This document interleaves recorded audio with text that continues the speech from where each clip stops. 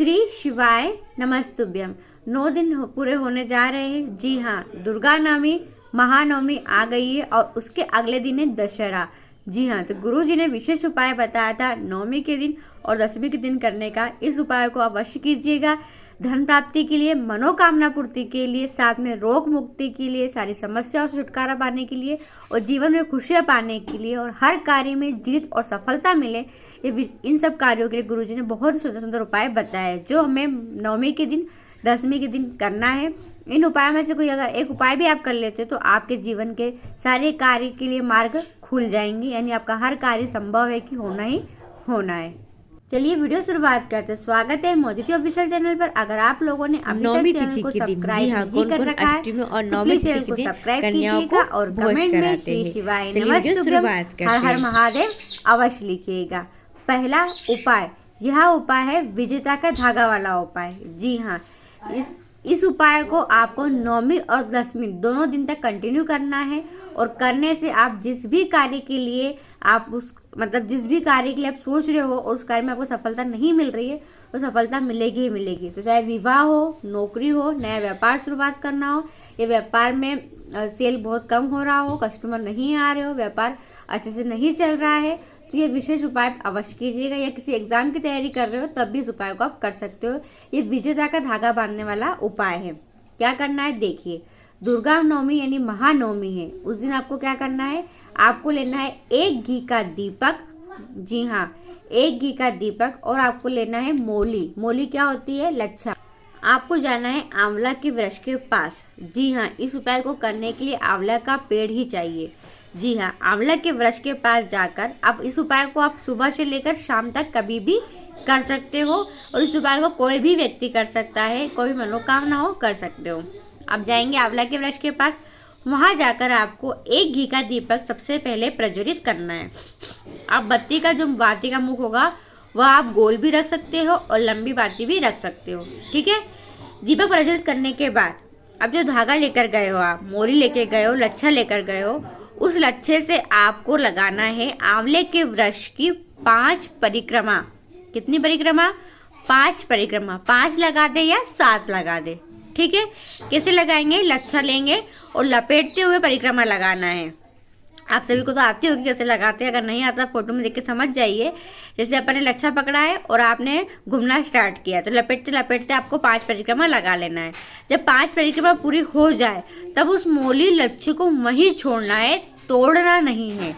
जी हाँ, इतना ही लेकर जाना कि 5 परिक्रमा में वह लच्छा मोली वहीं पर ही खत्म हो जाए। जो बचे तो वहीं छोड़ दो, ऐसा नहीं कि तोड़ लिया बच गया बहुत सारा, छोड़ देना। जहाँ तक बचे 5 परिक्रमा लगाने के बाद वहीं पर छोड़ दो।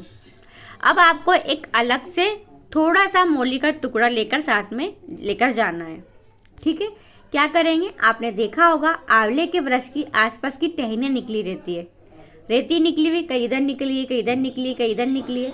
तो जो टहनी निकली रहती है ना, उस टहनी में आपको अलग से धागा बांधना है अपनी मनोकामना को बोलते हुए। परिक्रमा वाला धागा तो वहीं छोड़ दिया है, अलग से मोली का धागा लेकर गए आप। उस धागे को आपको जो टहनी निकली हुई है वहां पर बांध दीजिए अपनी मनोकामना को बोलते हुए। बांध दिया, एक गिठान लगा दीजिएगा। ऐसी लगाइएगा कि ज़्यादा टाइट नहीं लगाना है। ठीक है, लगा दिया आपने। अब ये आपने किया है नवमी के दिन। ठीक है, अब उसके अगले दिन क्या है? दशहरा, विजय दशमी। उस दिन वापस से आपको उसी पेड़ के पास जाना है, यानी कहाँ पर? आंवला के पेड़ के पास। वहां जाकर वापस से आपको 1 घी का दीपक प्रज्वलित करना है। जो आपने नवमी के दिन लगाया था लंबी बाती का लगाया है, तो दशहरे पे भी लंबी बाती का लगाइएगा। ठीक है, लगाने के बाद जो लच्छा मोली आपने अलग से टहनी में बांधा था, कहाँ बांधा था? टहनी में। जी हाँ, जो लपेटा था वाला नहीं, जो अलग से टहनी में बांधा होगा ना आपने इधर साइड वगैरह, वहां पर उस धागे को आप खोल लो। जिसने बांधा है वही खोले, ये बात ध्यान रखिएगा। ठीक है, धागा खोल ले और अपने साथ किसी को लेकर जाए और उससे कहिए कि वह आपकी कलाई पर उस विजेता का धागे को बांध देने और अपनी मनोकामना बोलते हुए उस धागे को बंधवा लीजिए। श्री शिवाय नमस्तुभ्य मंत्र का स्मरण अवश्य करिएगा, विष्णु भगवान का स्मरण कीजिएगा और धागे को बंधवा लीजिएगा। बस इतना ही करना है इस उपाय में। बहुत सुंदर सा उपाय है, विजयदशमी भी है और महानवमी भी है, मौका मत गवाइएगा। दूसरा उपाय, यह उपाय करना है आपको दशहरे के दिन। जी हाँ, विजयदशमी यानी दशहरा का दिन है। धन प्राप्ति, सुख समृद्धि के लिए करने वाला यह विशेष उपाय है। इस उपाय को कर लेते हो तो आपके जीवन में, जिंदगी में कभी भी धन की समस्या, धन से जुड़ी हुई समस्या जो होती है, प्रॉब्लम जो आती है, वह आएगी नहीं। किसी से आपको कर्जा या उधार मांगने की जरूरत नहीं पड़ेगी। जितना आप कमाओगे उतनी में आपका गुजारा अच्छे से होगा और बाबा आपको खूब देगा। तो ये विशेष उपाय आपको दशहरे के दिन ही करना है। केवल आपको लेना है समी का पत्ता। जी हाँ, समी पत्र का पत्ता। और समी पत्र के पत्ते को घर के आसपास जो भी शिवालय हो, दशहरे के दिन जाकर उस समी पत्र को बाबा के शिवलिंग के ऊपर आपको समर्पित कर देना है। अपनी बाबा से अपने दिल की बात जरूर कहना है कि हे बाबा, बहुत परेशान हूँ। जो भी चीज़ें है आपकी दिल की बात है, बाबा से कहते हुए उस समी पत्र को समर्पित कर दीजिए। ये धन संबंधित समस्या को दूर करेगा, साथ में आपकी हर मनोकामना को पूरा करेंगे ही करेंगे। तीसरा उपाय, यह उपाय रोग मुक्ति का है, भय से बचने का है, बुरी नज़र से बचने का है। जी, अगर आपने इस उपाय को नवरात्रि में किसी भी दिन नहीं कर पाए थे, समय नहीं मिला या आपको उपाय के बारे में जानकारी नहीं थी, कोई बात नहीं। एक दिन और है, महानवमी है, दुर्गा नवमी है। तो आप क्या करें, आपको क्या करना है, जैसे आप वीडियो आज देख रहे हैं, अष्टमी के दिन देख रहे हैं, तो अष्टमी के दिन ही रात्रि में उस एक लोटे जल में, एक लोटे में, तांबे के लोटे में जल भरकर अपने मटके परिंदे के पास रख दीजिए ढक कर। ठीक है, रात्रि भर वह अपने आपके घर में रखा रहेगा। अब अगले दिन यानी नवमी के दिन सुबह उठकर उस कलश के अंदर डालेंगे एक बेलपत्री। ठीक है, कलश में डालेंगे एक बेलपत्री डालकर उस कलश को पूरे घर में घुमाते हुए, पूरे घर में घुमाने का इसलिए बोला है गुरुजी ने, घर में कोई बुरी नज़र है, घर में डर लगता है, भय लगता है, कलेश होता है, बीमारी रहती है, उन सब के लिए यह उपाय। घर के अंदर से कोई बड़ी बीमारी भी आपके घर में प्रवेश नहीं करती है। तो लोटे को घुमाते हुए बाहर निकलेंगे। आपके घर के आसपास जहाँ भी नीम का वृक्ष हो वहाँ पहुँचकर जल को नीम के वृक्ष में समर्पित कीजिए। नीम के वृक्ष में नवरात्रि के दिनों में 64 योगिनियों, अष्टसिद्धियों का निवास रहता है, वास रहता है, इसलिए गुरुजी ने नीम के पेड़ का कहा है। समर्पित करके जो बेलपत्री है वह भी नीम के जड़ में समर्पित कर दीजिए। इस उपाय को अवश्य कीजिएगा। रोग मुक्ति का बहुत ही विशेष उपाय है नवरात्रि में करने के लिए। चौथा उपाय, यह उपाय खाली जगह वाला उपाय। जी हाँ, गुरुजी ने हाल ही की कथा में एक विशेष स्थान बताया था महादेव के जलाधारी में। इस विशेष स्थान पर करने वाला यह उपाय है। सरकारी नौकरी के लिए, सरकारी कोई कार्य है जो आपका अटका पड़ा है, तो उसके लिए, कोर्ट कचहरी के लिए, या मैं तो कहती हूँ कोई मनोकामना हो, ये विशेष उपाय आप करके देखिए। आपकी वो मनोकामना बहुत ही जल्दी पूरी होगी।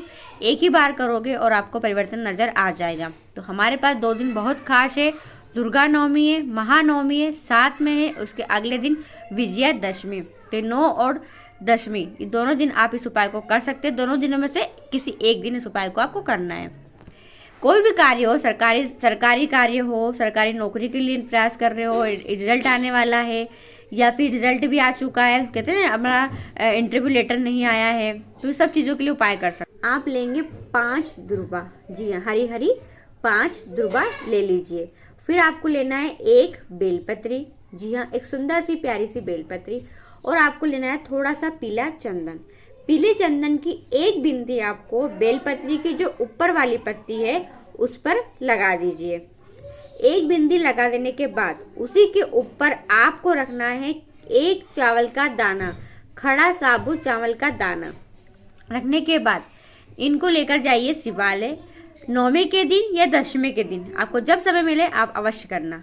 क्या करेंगे, महादेव के जलाधारी में जहाँ से जल बह के जाता है, वहाँ पर गुरुजी ने एक विशेष स्थान बताया था। वह है 64 योगिनियों का स्थान, नवनिधि का स्थान, बहुत विशेष और स्पेशल स्थान है वो। आज तक आप गुरुजी ने बताया था कार्तिक भगवान का स्थान, गणेश जी का स्थान, माँ अशोक सुंदरी का स्थान।